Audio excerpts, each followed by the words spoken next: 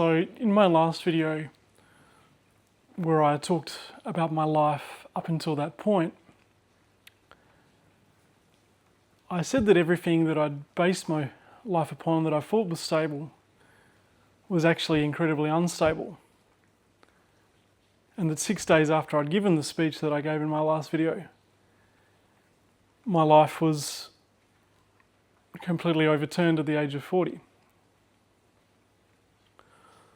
So what can happen in the space of 6 days to basically destroy someone's life like that? I mean, obviously it takes something pretty major. But in my case, it turned out that it was something fairly major, but followed by a lot of gradual erosion over the previous 6 months. So one of the things you learn about in undergrad psychology is how identities can be protective. That is, the more identities someone has, the better they can bounce back if they lose an identity. For example, if someone's a husband, a father, a breadwinner, a member of the local footy team, a member of a local church, and then they lose their job, well, obviously that's not great for anyone. But they have other identities that ensure they maintain a sense of who they are and a sense of worth.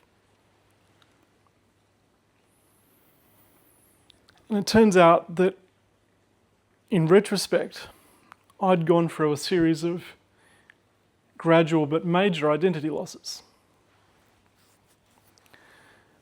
The first was my loss of translation work. So as I said in my previous video, I'd become increasingly worried about the effects that AI would have on the translation industry. And in March of last year, my main translation agency basically stopped giving me jobs almost overnight. So I went from earning about $7,000, $9,000 from them a month to earning between, $500 to $1,500. It was a devastating loss of income. I'd been with that translation agency for about 10 years. And I know that if there had been any major issues with my work, that they would have contacted me. They've never told me why they stopped ordering as much work from me, even though I asked. So the only assumption I can make is that they'd switched to AI, especially hearing what I'd heard from other translators in the industry around that time. It was incredibly unfair after the many years of work I'd put in for them. And then at the same time, I'd graduated from my postgraduate diploma in psychology. And I hadn't yet gotten into psychology honours. So I'd lost my identity as a psychology student, and I wasn't yet certain that I was going to be able to get into the next course or not.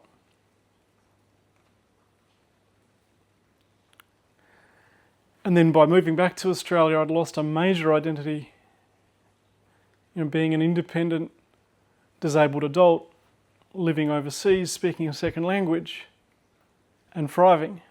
That was incredibly important to me. But I think at the time I was just so focused on getting back to Australia, seeing friends and family, and creating a new life.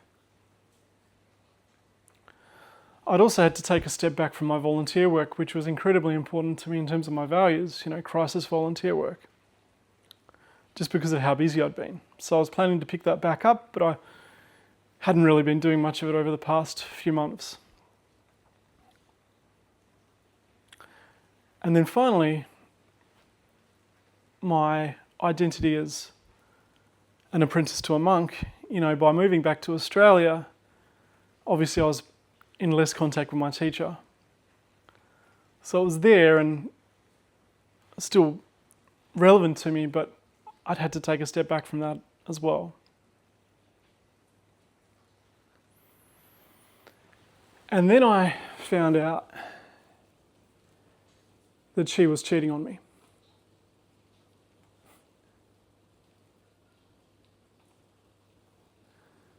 And when I think about it, I had two identities left at that point. One was my identity as her fiancé, and the other was as a worker at my previous workplace. But of course, being her fiancé was a major thing, and that would have been devastating to anyone. But the circumstances made it even worse. The way I found out was incredibly traumatizing. And it threw me into a state of fight or flight. And I didn't really understand what was happening at the time because I didn't really have the mental capacity to understand. But I couldn't think, my heart was racing. I knew that I needed to be mindful, that I needed to meditate, but I just couldn't bring myself to do it.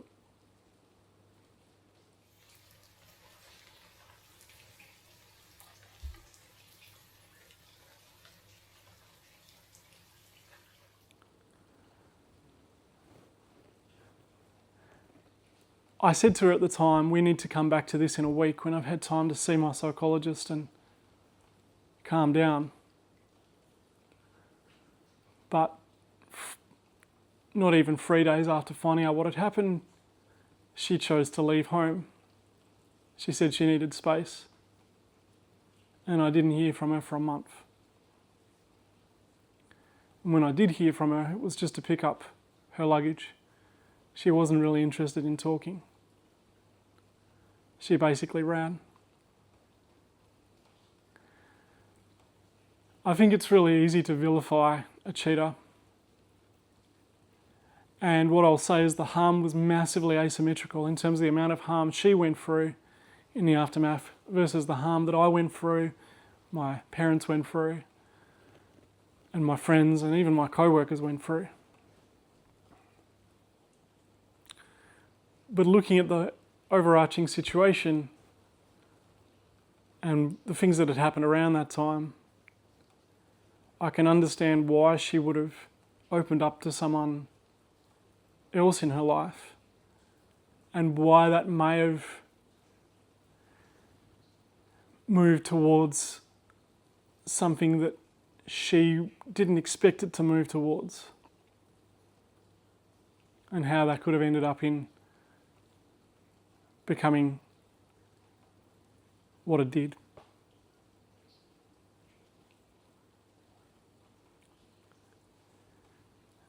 The days and weeks and the months after she left were, I've never gone for anything like that in my life. I went multiple days without eating anything. I would try to sleep, but I would jerk awake. So I would start falling asleep and all of a sudden I'd jerk awake. And then when I did fall asleep, I'd wake up at like 4 o'clock in the morning. And I'd just have these vivid dreams that she'd come back. You know, these physical dreams of her hugging me. And then I'd wake to nothing.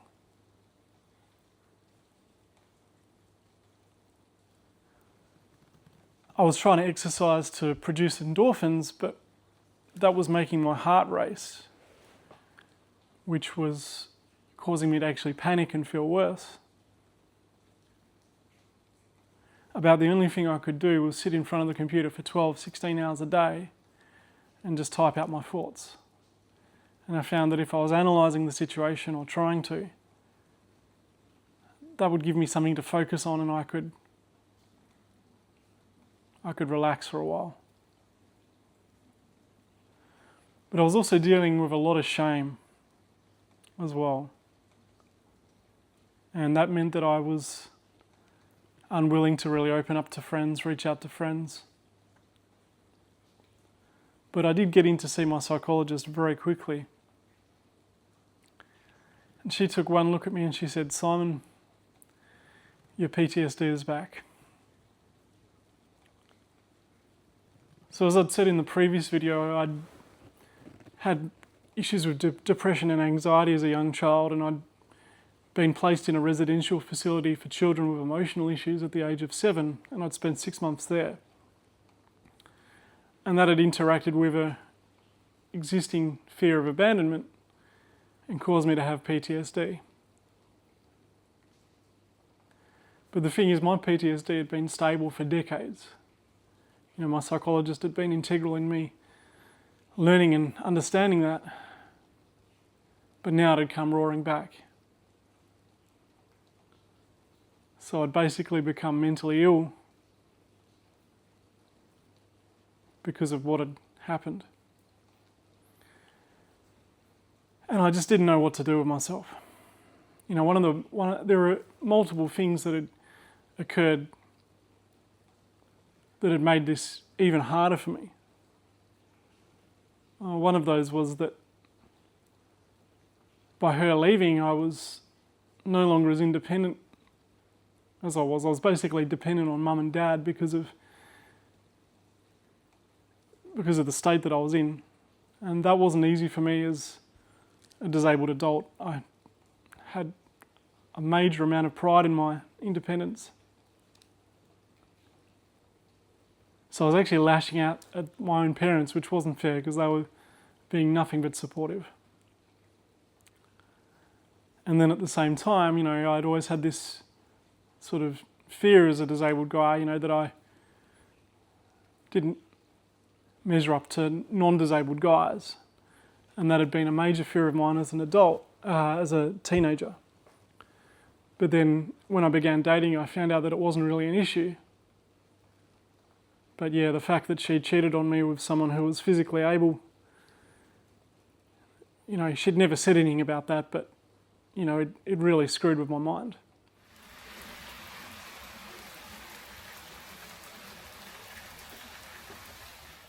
So after several weeks of this, I started to say to myself, what can I do?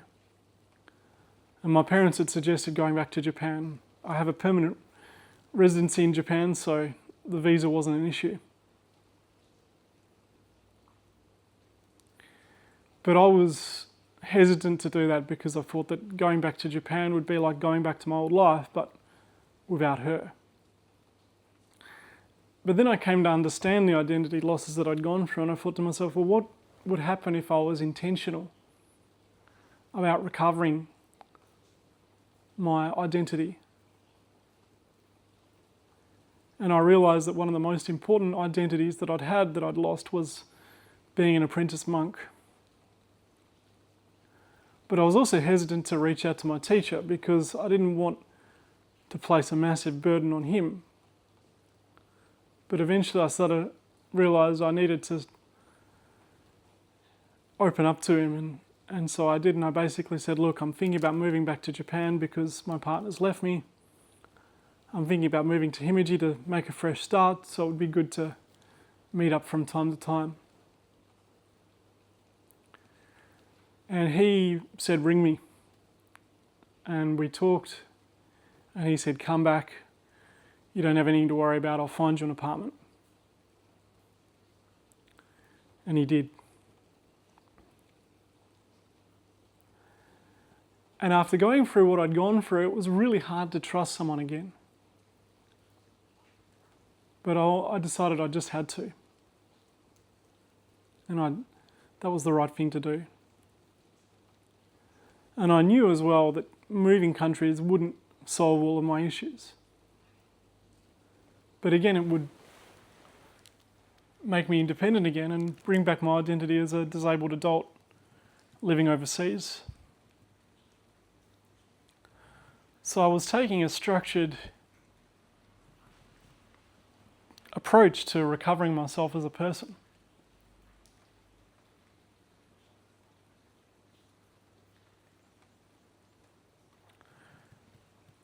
It's now been close to 5 months since I came back to Japan, and I'm doing better. But I'm by no means healed. And there are certain things, certain ongoing issues to do with sleep and feelings of isolation, dating, things like that, that I've decided to take a structured approach to resolving, to see how much better I can get myself. And as I said in the previous video, my plans are to take my knowledge of Buddhism and psychology and recovering from crisis and to explore with you what that looks like. So if you're interested in someone who's exploring these themes, while at the same time doing something pretty unique, aiming to become a monk in Japan, and I am still an apprentice, I'm not a fully fledged monk yet, please like and subscribe. And